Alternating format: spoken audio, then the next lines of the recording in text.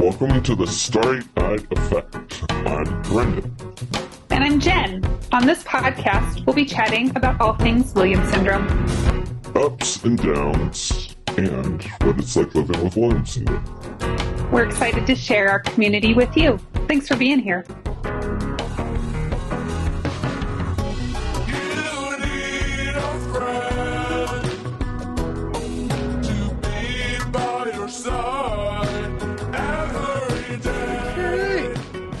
Hi, Brendan. Hey, Joel. How are you? I'm good. Hey, Brendan or hey, Marty? Yeah. Hey, Marty. Oh. Yeah, let's get right into it. Let's jump right into it. Let's get right into there, buds. Let's Brendan, if you are listening to us on the podcast, happy Halloween. Happy Halloween, everyone. Woohoo! Happy Halloween. Woohoo!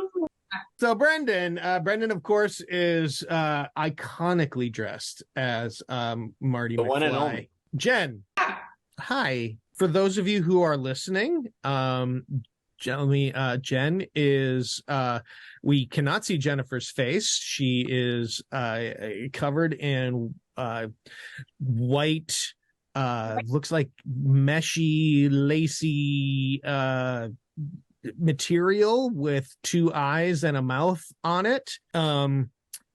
Brendan, I want to say like ghost or specter or something, but I have a feeling it's not that. What do you think Jen is dressed as? Ooh. I was gonna go with like, is she a scrubbing bubble like from the those commercials, the scrubbing bubble commercials?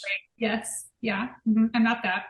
No, not that. Oh gosh, I'm gonna say ghost. You guys would both be correct. I'm a ghost. So true story, you can't see it, but this actually was a costume that my daughter wore, and this part was like the dress part. So she has like a little bodice that's like, she was so little, that this was the dress part, and then there was like a part here, and so it's like a ghost. But I feel like that I could go a lot of different directions with this. Let me tell you what I'm thinking. I think you could be a ghost. I think you could be a cloud. Yeah. Scrubbing bubble is a good one. I also thought I could be Jerry Garcia. Like if these were sunglasses. Oh, yep. Yeah. Yep. 100%. I could be a cloud guy. I could be those like, when have you seen those like bubble people affirmation things? It's like Miss Advocate or Miss. Oh, yeah. I think I could be one of those too. They're endless. Their options are endless. And the reality is that I went down to my basement and I was like, I just got done working out. I have no time to put on anything. And I was like, perfect. I'm going to put this on my face and go with it. There you go. You rocked it. Beautiful. I think if I was like, if this was all you saw, maybe if I like hunched down. Now I look like a face. Now I look like a weird old guy with like a tongue hanging out. See? Okay. Well, I would still say, I really like the idea of a cloud, that you're some sort of, or that you're some sort of mist apparition. Could be a mist apparition. We were just talking about apparitions today on the podcast. Yeah. Yep. Yeah. I saw the old house. Yep. With it. And you had our guests riveted. They hung on your every word and it was awesome. So I'm excited for people to see that. Real quick, I of course am dressed as an alien Dilophosaurus. Slash geneticist. And then when he's a scholar, if he puts his scholar, I'm a professor. I'm Professor Dilophosaurus from the planet Spielberg. Oh, that's good. I love it. Oh, we had a fun time on this podcast. We had a couple guests who are from the Williams syndrome community, and you guys are really into Halloween. I underestimated your Halloween love. Yeah, Julie and Megan are great and awesome people. Yeah, it was a good time. And then we get into a little bit of some of the common myths and misconceptions, not just about Halloween, but we also get into some of the stuff about Williams syndrome. Stuff that is often said about Williams syndrome. And this will probably be the first of many myth-busting segments. Yeah. I'd love to hear if people like it. We had fun. I had fun doing this because I can't Absolutely. see, so Absolutely. That was exciting. Boom. All right. Well, let's jump right in. Let's get to it. All right. Do this. Let's go. See you on the flippy flop, everybody. Bye, Joy. Hey, Megan. Hey, Julie. How are you guys? Good, how are you? Good, how are you? Doing well. Happy Halloween. Happy Halloween to you too. For those who don't know who you guys are, tell everyone a little bit about yourself. Well, I'm Julie. I live in Pennsylvania. I am 36 years old. I just do whatever I need to for the Williams Syndrome Association, help people out when they need it and be a friend, Hi, Megan. I am 34. I live in Minnesota. That's awesome. So are you guys Halloween enthusiasts? Do you like to dress up? I highly love Halloween all year long. That's so fun. Same. So you like kind of more scary stuff? Yeah, I like horror stuff. Okay. I love watching horror movies. I love going to family gatherings for Halloween. I don't go to the haunted attractions because it scares me. I don't like when people are up in my face, Understandable. Too scary. Yeah. Totally makes sense. I don't like haunted houses either. So if they want to go to a haunted house, I have to send them with their friends. Could send them to my old house. I know. You kind of like spooky, right? Yeah. I mean, I believe that I lived in a haunted house for a number of years, and I believe in the paranormal. I do too. I love the paranormal. Me too. That's awesome. Yeah, I've had some pretty crazy experiences over the years, and it's been very, very interesting. How old was your house that you lived in that what you thought was haunted? First part of our house was built in the 1700s. Okay. Wow. Part of it was built in 1850 and the rest in 1980. So there's a lot of history with that house. Yeah, we found an actual letter, like from way back in the day, from a woman who had written a letter to a loved one who had gone out to the Civil War and never came back, and we have it framed and everything. Whoa, that's cool. What kind of stuff did you experience there? What didn't I experience is the actual question. I saw everything from orbs to full body apparitions to having the temperature change 10 degrees in one room, to seeing shadows in the corners. That is crazy. Yeah, I mean, I even have recordings of like EVPs, like Class A EVPs. There's some photos.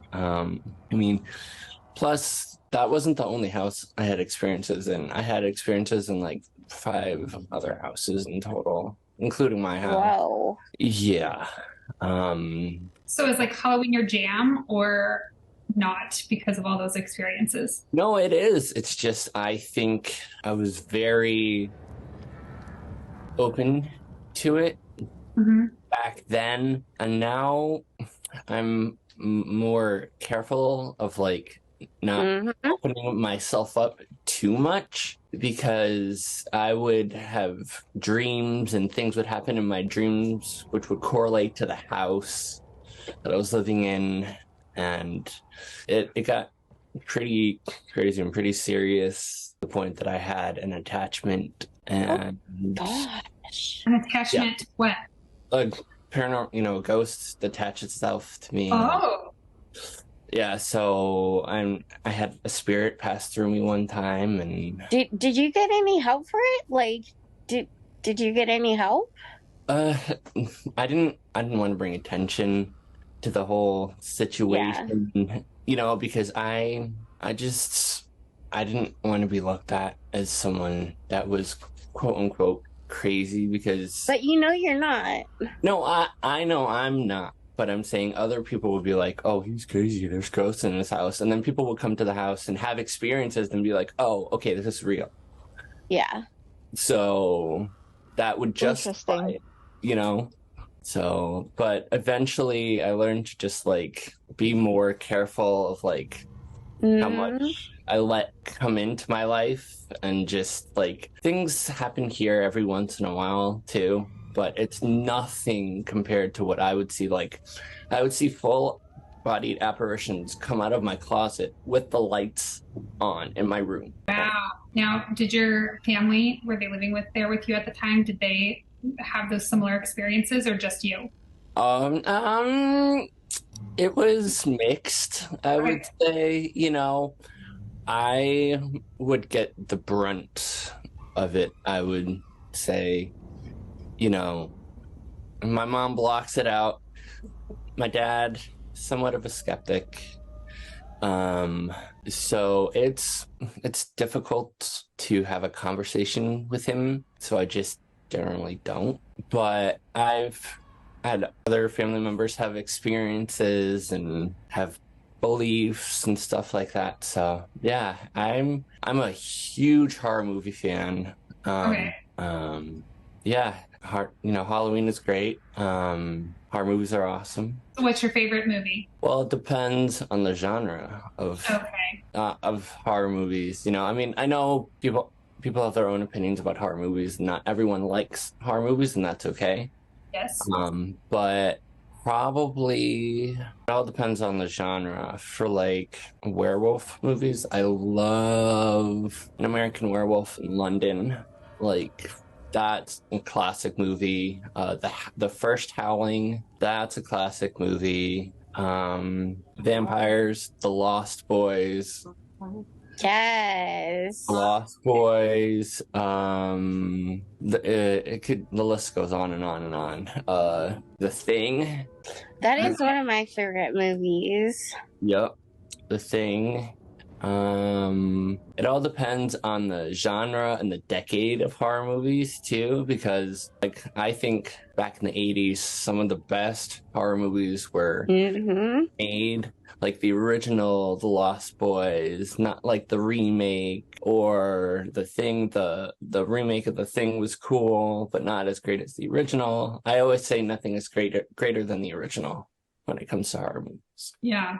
Or any movie in general. Yeah. How about you, ladies? What are your favorite Halloween movies? I love the Poltergeist. I love Evil Dead. I love Evil Dead 2. I love Clowns from Outer Space. Yes. You guys are all scary. Yeah, I love it. Yeah. Poltergeist. Oh my goodness. With me, the scary movies and the haunted attractions don't scare me at all. They don't I scare don't jump. you. I don't get scared. I also love like the comedic horror movies, like when they make spoofs of other movies. Like, have you ever watched Army of Darkness? Yes. Oh, that's a good one. A Haunted House was just on in A Haunted House too, where they made fun of like Paranormal Activity and Annabelle. Yeah, those make me crack up so much. Oh my gosh. But yeah, spoofs are great too. Oh my gosh. You guys, I'm such a weenie. I'm a weenie. I think as I've gotten a lot older than you guys. That's okay. And I think like when I was younger, I really liked scary movies, but as I got older, I was like, man, no, I don't like that. So now I like literally the only movie I will watch like Beetlejuice. That's it. Yep. How about Hocus Pocus? I watch Hocus Pocus sometimes too. Yeah, and I love that movie. Like I'm definitely, since I have younger kids, like that's the kind of range that we're in. But I'm like, I think I'm going to stay in that lane. Yeah.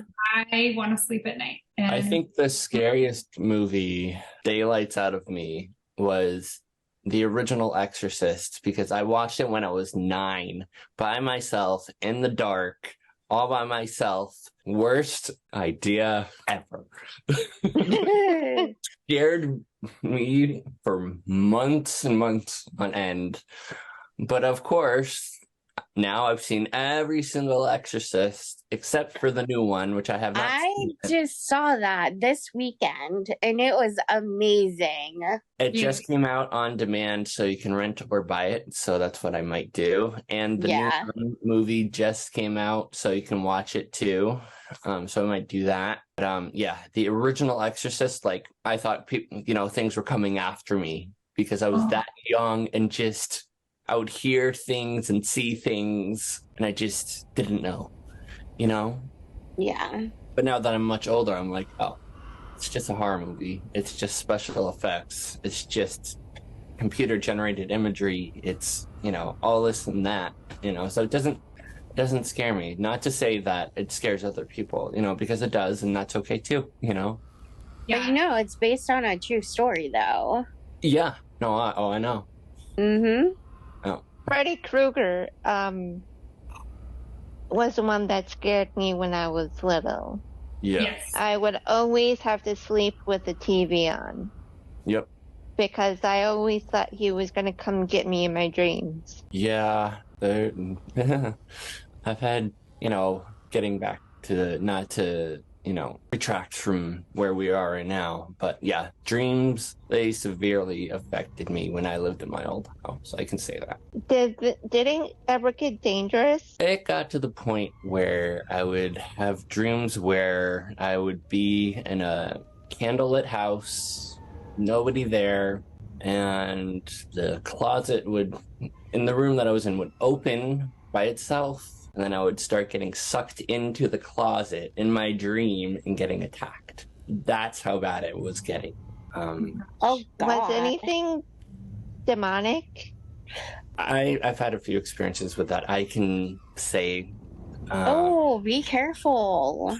Yeah, that's why I said I'm more careful now. Yeah, that's really, really scary. It's very, very scary. Like, I have EVPs and I don't want to. Electronic voice phenomenon. So, say you're in a room and asking questions, but you don't hear anything, and you have a voice recorder with you, you'll hear the voices on the playback from the voice recorder. What? Yeah. Yeah, and there's like also a EMF detector that detects the electric magnetic fields. Yep. Yeah. Mm-hmm. Yep. That's bananas. Well, and it's bananas. It sure is. You're in an area where there's like a lot of history, and you're kind of close to like Salem, right? Which is like, I've heard, a super cool town to go to. Dude, I love Salem. I've been there 3 times in my life, and let me just tell you, there is an energy down there is like crazy. I love it. Okay, yeah. I've heard like some crazy fun stuff about it. Like, what is it like? It's an experience. I went to Salem, let's see, 2019.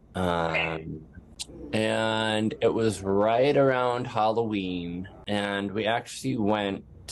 It was me and my mom, Julie Cummings, and her mom, and we took the train up from Boston to Salem, and we actually went into a haunted restaurant and had dinner or lunch there. I'm trying to remember. But yeah, it was called the Rockefellers, and it was featured on one of the paranormal shows with Jack Osborne and Katrina Weidman, who are both, you know, Jack Osborne is Ozzy Osbourne's son, who's he's a paranormal investigator, and Katrina Weidman and like the whole Ghost Hunters crew was there. Yeah, it was featured on a Halloween special. So we went there, and I didn't have any experiences at that time, but it's not to say Salem is not a haunted town, because it most certainly is. I mean, if you look at the history with like the witch trials and everything else that happened in that town,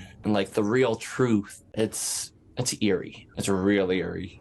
Okay. So you guys are all like super into Halloween. That's super cool. I think there are some people who are just more like open to that energy, and I listened to several people talk that are like mediums, or like people speak through them, and I'm always so fascinated by it, because I can't imagine going out to I already am so sensitive to other people's like feelings and emotions, to be able to go out into the world and have like that plus, right? Like there's people that are alive, and then there's people that are not, and getting bombarded with messages. That would be really hard to manage throughout a day. So I think like I always have such appreciation for the work that like people do when they're like highly in tune with their spiritual side. Yeah, especially like people like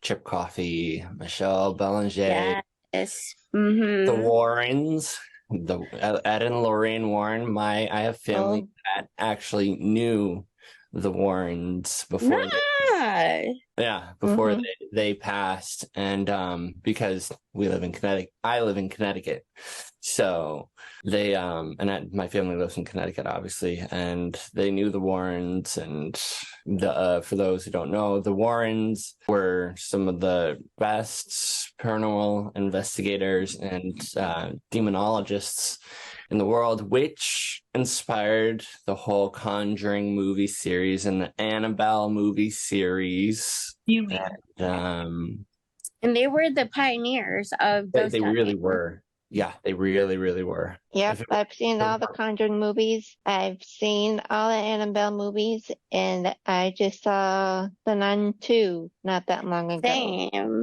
Yeah, and it's crazy because like the Conjuring movies were based on true events, like, you know, from things, you know, from like the newest The Devil Made Me Do It, which was based off a real event that happened.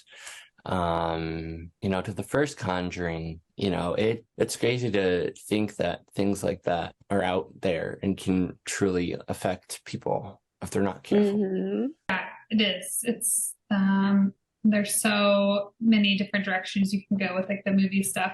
Let's talk about my most favorite part of Halloween, which is the candy. Yes. Favorite candy? Go. Reese's, definitely Reese's. Hands down, Reese's all day, every day. Sorry. Yes, sir. Sorry. M&M's. M&M's. Yeah. Okay, let's go. So you like peanut M&Ms or regular M&Ms? Or do you go like almond or crunchy? I like both. I like the peanut butter and M&Ms. chocolate. Okay. Yeah. I used to work for Hershey when I first started out of college, and it was such a fun time, you guys, to like, I used to work in the store, so I build all those big Halloween displays that you see like when you go into the grocery store or Walmart. Wow. Awesome. And I was really fit during that time because I like moved so much candy, but like Reese's and Snickers usually trade between like the top spot. Like you're either a Reese's person or a Snickers person. Very seldom are you both. I am team Snickers. Okay. So conversely, what's your worst? Like, what's the candy that you hate? Like, if you get it in your bucket, you're like gross. I hate licorice. Oh. Oh, black licorice or even red? I hate both. I can't stand it. Okay. Yeah, red licorice is an acquired taste. Black licorice for me, hands down, is like the epitome of like the worst candy out there. I said what I said. Black licorice, okay. People don't like candy corn either, but I love candy corn. Does anybody go out into like the neighborhoods to see Halloween decorations? Yes, we do. I do too. I was just out yesterday, and there was this Halloween display that was amazing. Yeah, What did you like about it? Oh, I hear somebody. My dog hears someone. That is my dog, Skylar. Hi, Skylar. So It's okay, babies. what's the decorations? Like, what are your favorite decorations? More gory or more like elaborate? I love going all out. Okay. Yeah, we're not very good decorators at our house. My husband says we need to step it up, but I can't. I don't know what that means. Right now, we have 3 skeletons in our house that are supposed to be used for decorations, but Halloween is tomorrow, and like they're just like laying dispersed all over my house. So I think they're gonna become something later. TBD. Yeah. Why is it, do you think, that people with Williams syndrome are attracted to Halloween, and why, you know? Because we're empathic. We can feel things. We can understand it, you know? And other people don't understand that we can do that, but it's totally fine. Yeah. Yeah, we are very sensitive and very open. Yes. Very judgmental and very accepting of things. We like to take risks. Like Yes, me. we do. Yep. Going to a hayride where they can touch you. Yeah. I've been on one. When I lived in Massachusetts, I went on a haunted hayride, and it was crazy. They would ride into the barn, and then Slipknot would be playing, and then these guys with masks would come out with real chainsaws without the blades on and like start hitting the thing, and I was like, I'd be totally frightened. oh, but... it didn't scare me, honestly. I was like, oh, okay, haha, very fun. Yeah. I also wonder, like, at least I see it with my daughter Stella, like her emotions, like she feels things, like she is empathic, right? Like she feels things, but she also feels them so intensely. So like, I don't know if you guys are the same, like when she's happy, she's really happy. And when she's sad, she's really sad. And when she's angry, she's really angry. Or if she's... I get that way because like... You think that's like a similar thing? Yeah. Because, like, when I'm angry, I'll let you know. Yeah. Yes. Yeah, like, if I don't have an off switch when it comes to getting angry, like, unfortunately, like, it takes me, like, a really long time for me to, like, calm down, but it also takes a lot for me to get angry. Yes. I'm usually very calm, cool, and collective, but I'm a Leo. And you're just like big emotions anyway. Yeah, and my face will say it, I'll say it like without hesitation. I don't really care at that point in time. Everything just goes out the window. And yeah, usually it's funny sometimes, if I'm honest, people are like, oh, you're being mean, but I'm not. I'm being honest. Honest and mean are two completely different things. If I don't like something, I don't like something. You hear it? You hear it? Yeah. Yep, I do. It's coming from somewhere. I didn't want to interrupt you, but I was like, see, it's spooky. You're talking, and then it's like the music. I can hear it getting. I'm a fiery person when it comes to certain things. Yes, you are, true. Yes. Right. Oh, now I hear Monster Mash, so it is coming from somebody. Yep. Mm-hmm. Got the music on. It's almost like a producer is in the background doing stuff. I don't know. Oh, Joel. Well, Megan, Julie, we are so happy that you guys could join us and talk about Halloween. We thank you both so very, very much. And have a spooktacular Halloween. And thank you for having me. Bye. I really enjoyed It was myself. so good to Bye, see you guys. guys. Happy Halloween. Super cute. Oh, there we go. There we go. That's awesome. Thanks, ladies. You're welcome. Anytime. Bye. Bye, people. Bye. Pennsylvania twist. Well, hey gang, that was an awesome conversation. Yeah, it was great. With so glad that they could come and join us. Yeah. And that was really fun. So we thought we had talked, dear listeners, we had talked about what we were going to do for this second part. And our intrepid hosts had this great idea of maybe we should talk a little bit about Halloween and talk a little bit about Williams syndrome and some of the spooky, scary myths that surround him. Cue the sound. Busted. We're gonna bust some myths. Busting some myths. Look at me. Bust some myths. All right. First up, Williams syndrome. Let's talk about all people with Williams syndrome are musically gifted. What do you guys? I mean, we know that Brendan's a drummer and plays all sorts of instruments. I can say that not all people with Williams syndrome are musically gifted. I know a few people like music but don't play musical instruments. Mm-hmm. Mm-hmm. So.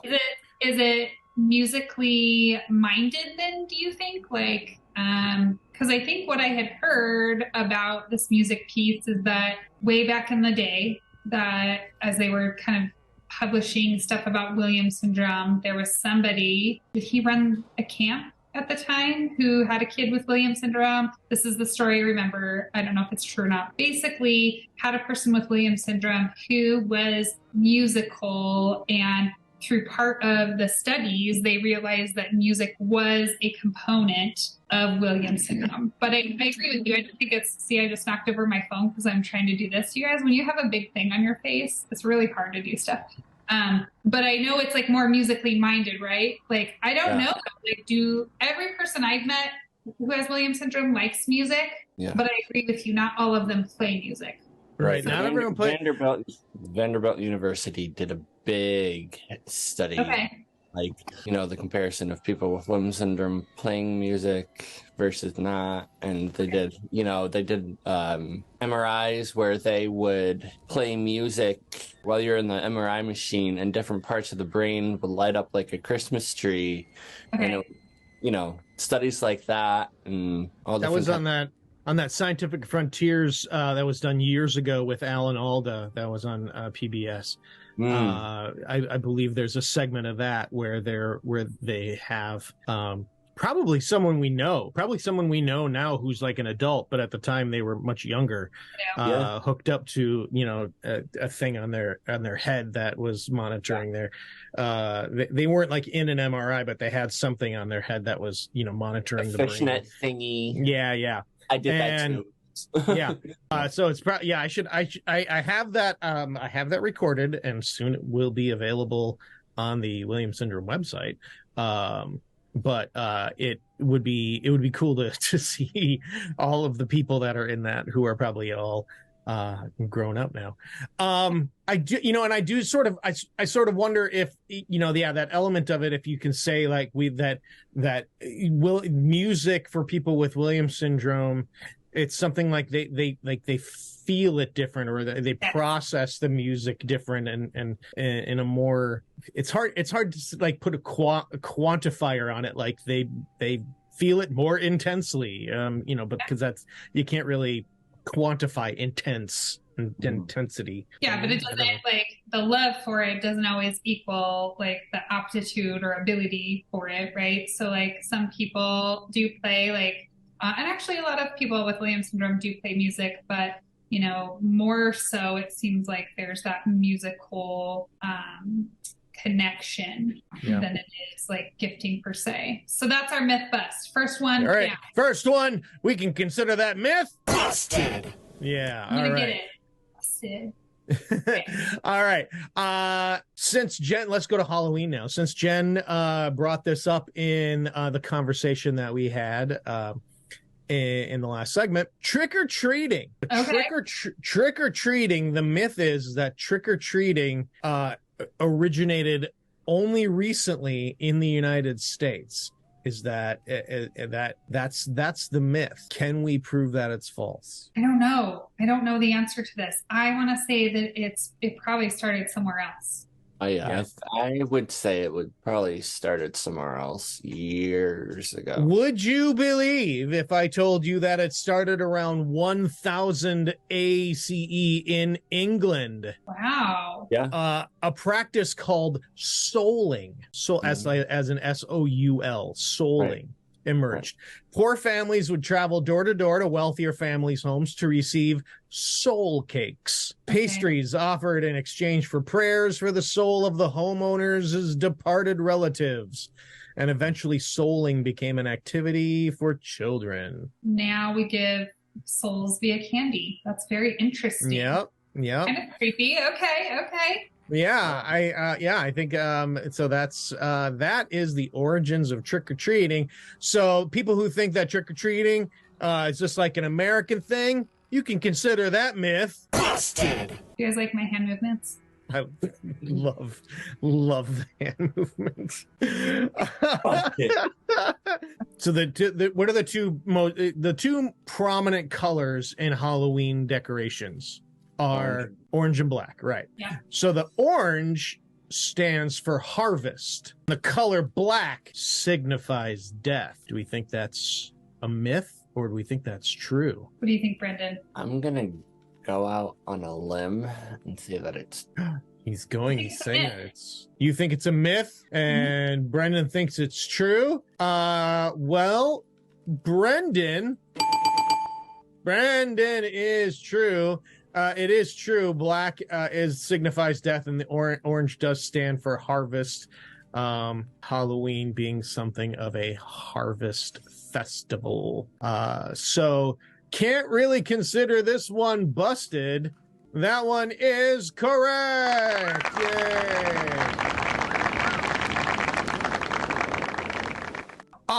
This one, okay, let's talk about Williams syndrome and math. People with Williams syndrome can't do math or count money. And let's spread that out and say, like, Williams syndrome people cannot be in a general ed classroom because of their learning challenges. I get fired up about this one, you guys. Yeah, let's get Jen all fired up.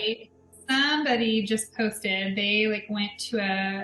they actually went, I think, to a Williams syndrome clinic, and the person who was like reading their stuff to them basically said like, well, like, your kid's never going to be able to, like, if Sally had 2 apples and Jack had, 3 apples, how many apples do they have together? He was like, yeah, she'll never be able to answer that question, so you need to work on life skills. That is just a recent thing that happened to one of our Williams syndrome community members just this last week, and she posted about it on Instagram, and I immediately responded, and I said, like, I think life skills are important, don't get me wrong, like, that's important, but like, my daughter Stella is in 7th grade gen ed math, and she is doing the work. It may not look like the traditional kid does it, but like, she is doing it. And it just fires me up when people say like that our kids can't do this stuff, because they can when they have the right resources in place, when they have the right accommodations in place,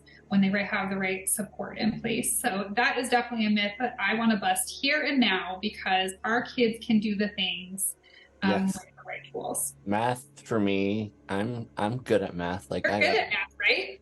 Yeah, I got up to pre-algebra in high school, and I'm very good at counting my money and counting and figuring things out in my head, and yeah.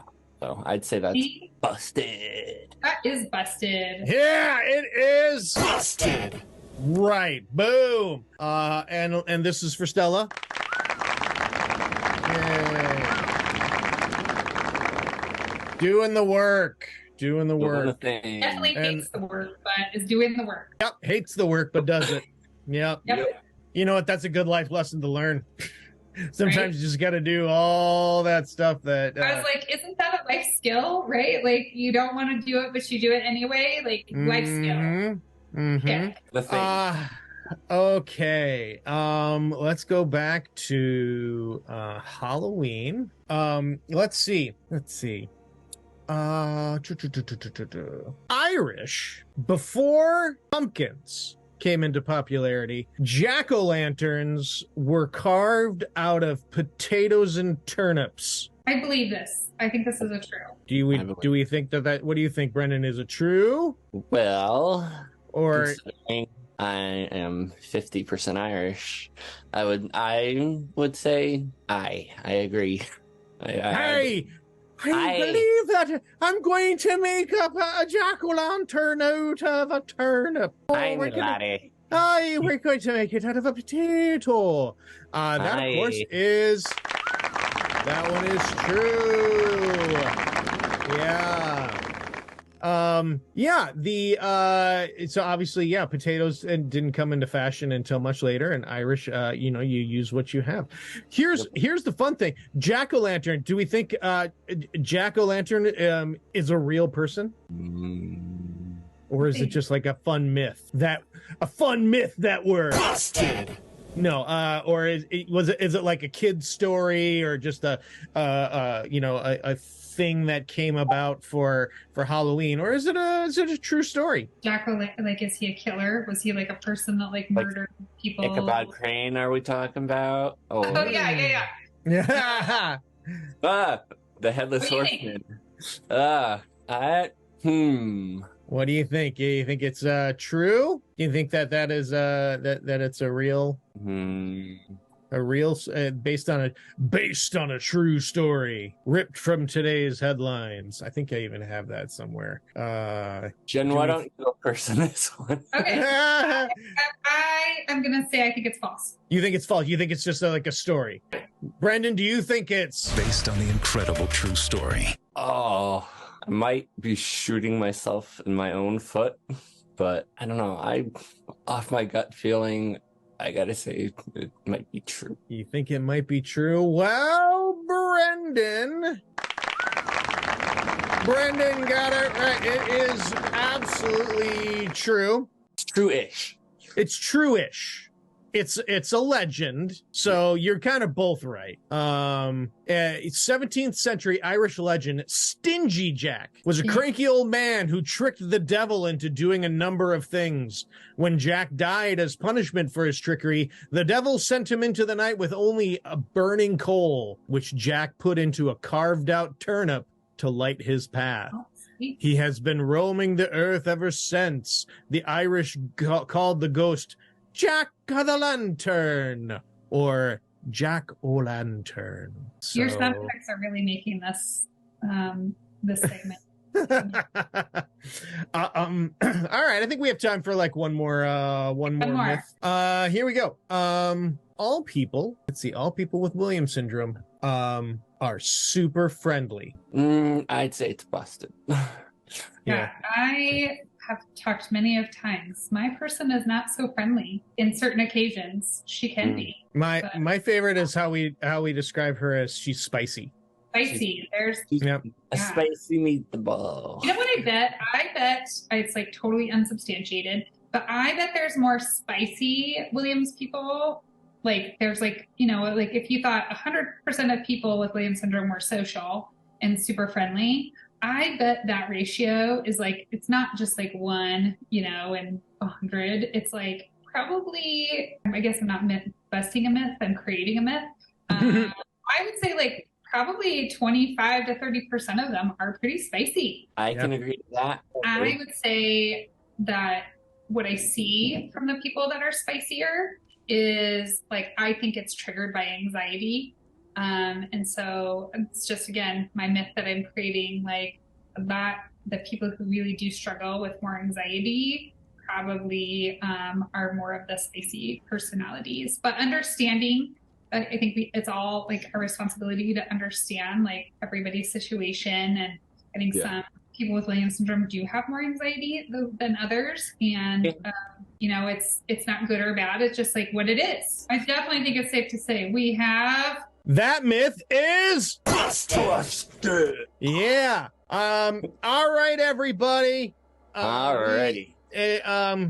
Jen, Brendan, dear listener, viewer, we sure do love you. Happy Halloween or whatever you're celebrating. Enjoy, be safe, have fun. Be safe. Yeah, get your... Yeah, and Brendan did it. All right, everybody. Thank you all so much for joining us. Until next time. Until next time. One last time. You've been listening to The Starry-Eyed Effect, presented by the Williams Syndrome Association. The show is hosted by Jennifer Keaton and Brendan Lemieux, and produced by me, Joel Listman. Theme song by Tommy Barbarella and Mariella Elm. Got a question for the show? Email us at podcast@williams-syndrome.org. Video version of the podcast available on the Williams Syndrome channel on YouTube. Review us on Apple Podcasts, and maybe it will get featured on a future episode. Make sure to like and subscribe to The Starry-Eyed Effect wherever you get your podcast delights.